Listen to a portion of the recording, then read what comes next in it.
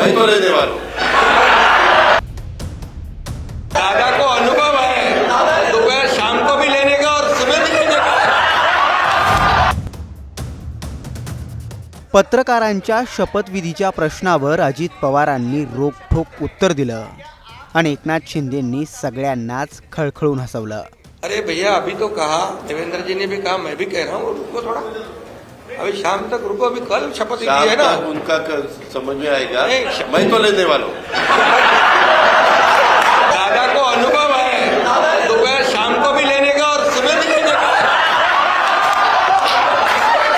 सत्ता स्थापनेवरून महायुतीत अंतर्गत वाद सुरू आहेत।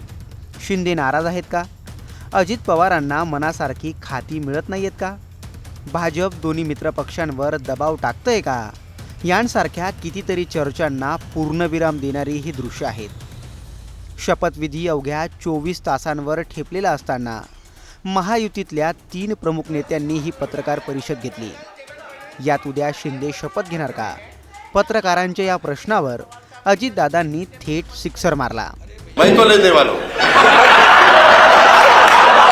उपमुख्यमंत्रीपद आणि अजितदादा हे समीकरण महाराष्ट्रातल्या प्रत्येकाला तोंडपाठ झालंय। याही वेळी उपमुख्यमंत्री पदाबद्दल अजितदादांना अजिबातच रिस्क घ्यायची नाहीये। सकाळी दोघांनी घेतली होती, तो हे राहून गेलेलो होता, आता पुढे 5 वर्ष आता ठेवणार आहे। तसं अजितदादा खुद्द बोलले। दादांना तशी उपमुख्यमंत्री पदाची शपथ घ्यायचा चांगलाच अनुभव आहे हे शिंदेंनी बरोबरच सांगितलं। पण यावरही दादांनी उत्तर दिलंच। नेमकं महायुतीच्या तिन्ही नेत्यांच्या पत्रकार परिषदेत काय घडलं तुम्हीच पहा। कल देवेंद्र फडणवीस जी सीएम पद की शपथ ले रहे हैं, क्या आप और अजीत दादा पवार साहब भी कल डिप्टी सीएम पद की शपथ लेंगे? अरे भैया, अभी तो कहा, देवेंद्र जी ने भी कहा, मैं भी कह रहा हूँ, रुको थोड़ा, अभी शाम तक रुको, अभी कल शपथ ली है ना। उनका समझ में आएगा, नहीं, मैं तो लेने वाला हूं।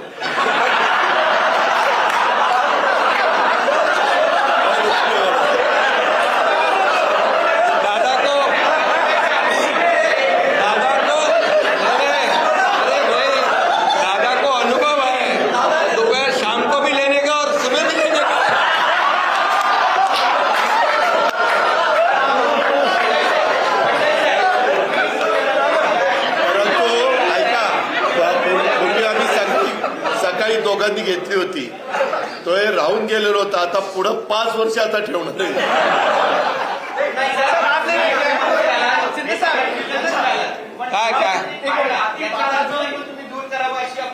अरे सगळे कन्फ्युजन दूर होतील, थोडी कळ काढा, काही कन्फ्युजन ठेवणार नाही, सगळं क्लिअर। काही कन्फ्युजन नाही आहे, ए बाबा, काही कन्फ्युजन नाही। सगळ्यांना उद्या तुम्ही 5:30 वाजता नाही, 5 वाजता हजर व्हा आणि परत दादांच्या बद्दल आमच्याबद्दल काय चला। सरकार स्थापनेच्या अगदी 24 तासांपूर्वीच खेळीमेळीचं वातावरण निर्माण करून आमच्यात कुठलेच मतभेद नाहीत हा क्लिअर मेसेज शिंदे, पवार आणि फडणवीसांनी दिलाय। आता हेच वातावरण खातेवाटप होईपर्यंत राहतं का? भाजपच्या रूपाने महायुतीतला मोठा भाऊ तर फिक्स झालाय, पण महायुतीतला 2 नंबरचा भाऊ देखील अशाच खेळीमेळीच्या वातावरणात ठरवला जाईल का? तुम्हाला काय वाटतं? उत्तर कमेंट करून नक्की सांगा।